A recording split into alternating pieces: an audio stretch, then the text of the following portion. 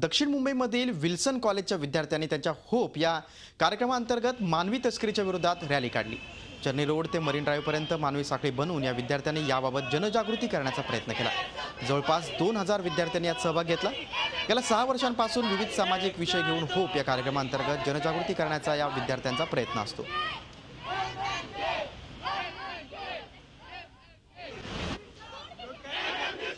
जी human trafficking होते sir पूर्ण इंडियात, ती आपल्याला थांबवायची सर।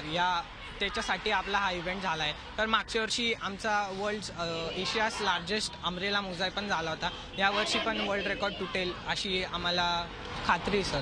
हे सगळ्यांना जागृत करायला की आम्हाला एक दिवशी हे पूर्णपणे बंद करायचे। लहान मुलांचं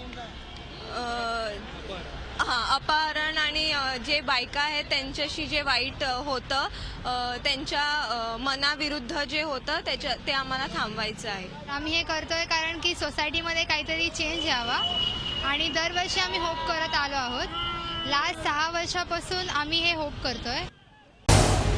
झी 24 तास रहा एक पाऊल पुढे।